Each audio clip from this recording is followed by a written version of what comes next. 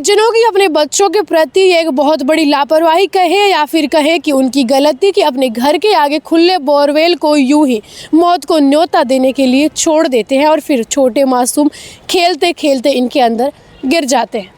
चाहे दौसा के आर्यन की घटना हो, जो 57 घंटे तक बोरवेल के अंदर गिरने के बाद उसका रेस्क्यू ऑपरेशन चला और अंत में आर्यन की मौत हो गई। अभी खबर आ रही है सामने कोटपुतली से, जहां से एक 3 साल की मासूम अपने घर के आगे खेल रही थी और इतने में खुले पड़े बोरवेल के अंदर गिर गई। और आपको बता दें 700 फीट गहरा है ये बोरवेल।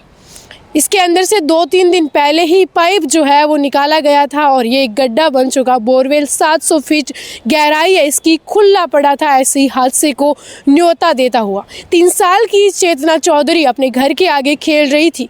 कोटपुतली का बिढानी ढाणी का ये गांव और जहां पर चेतना रहती है, खेल रही थी और अचानक खेलते खेलते वो गड्ढे के उस अंदर गिर गई बोरवेल के अंदर और उसके रोने की आवाज़ सुन करके परिजन दौड़े।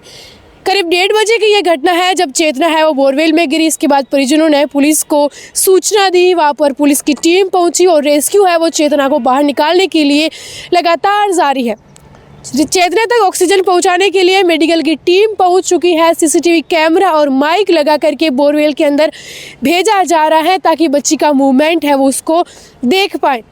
वही आपको बता दें जेसीबी मंगवा दी गई है और बोरवेल के चारों तरफ जेसीबी से गड्ढा खोदा जा रहा है और जल्दी से जल्दी चेतना को बाहर निकालने की पूरी कोशिश है वो की जा रही है। पूरा पुलिस प्रशासन है वो जुट गया है। इस घटना के बाद ग्रामीण क्षेत्र से लोग हैं वो इकट्ठा हो गए। वहाँ पर एक खेत के अंदर भारी संख्या में लोग ये देखने को इकट्ठा हो गए कि क्या यहाँ पर हो गया। एनडीआरएफ और एसडीआरएफ की टीम है वो रेस्क्यू करने के लिए वहाँ पर लगी हुई है। लगातार चेतना की माँ धोली देवी है वो उसके सही सलामती की जो लगातार दुआ है वो कर रही हैं। 3 साल की मासूम चेतना जब बोरवेल के अंदर गिर गई थी तो उसके रोने और चिल्लाने की आवाज़ सुन करके परिजन है वो दौड़ करके बोरवेल के पास गए और उसके बाद उन्होंने देखा कि चेतना अंदर गिर चुकी है। पुलिस को उन्होंने तुरंत सूचना दी, तुरंत पुलिस है वो वहाँ पर आई और इसके बाद रेस्क्यू ऑपरेशन है वो किया गया। टीमें बुलाई गई है, मेडिकल टीम बुलाई गई है, ऑक्सीजन है वो चेतना तक पहुँचा दी गई है ताकि कोई भी दिक्कत उसको ना आए।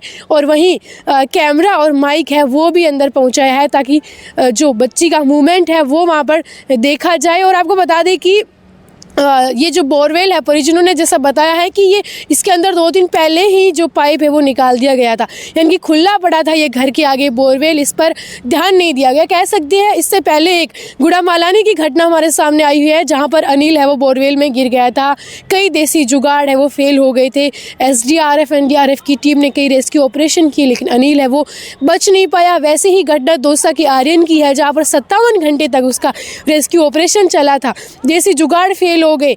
बोरवेल के पास जेसीबी से पूरा गड्ढा किया उसके बाद और जो आर्यन को बाहर निकाला गया था और बाद में अस्पताल में आर्यन को डॉक्टरों ने मृत घोषित कर दिया था। ऐसे ही बहुत सारे ऐसे मामले हमारे सामने आते हैं जहाँ ग्रामीण क्षेत्रों में बच्चे जिस तरह से बोरवेल में गिर जाते हैं। कुछ तो हैं वो उनका जो बेहोश हो जाते हैं तो फिर से यानी कि उनकी स्थिति अच्छी होती है, लेकिन कुछ बच्चे हैं कि 57 घंटे तक आर्यन का रेस्क्यू चला तो एक इतने मासूम का हम उम्मीद कैसे कर सकते हैं कि वो सही हालत में होगा। तो ऐसे में एक लापरवाही है जहाँ पर बोरवेल होते हैं ग्रामीण क्षेत्रों में, वहाँ पर लापरवाही है कि ध्यान नहीं दिया जाता कि बच्चे इधर उधर खेलते हुए बोरवेल में कभी भी है वो गिर सकते। इस पर एक ध्यान देने की ज़रूरत है और तय समय पर ज़्यादा इक्विपमेंट उपलब्ध नहीं होने की वजह से भी कई बार है मासूमों को बाहर नहीं निकाला जा सकता और फिर क्या है वो मौत की घात है उतर जाते हैं। फिलहाल चेतना के सही सलामत होने की दुआ करते हैं और जल्दी से चेतना जो है स्वस्थ और बाहर निकले। शुक्रिया।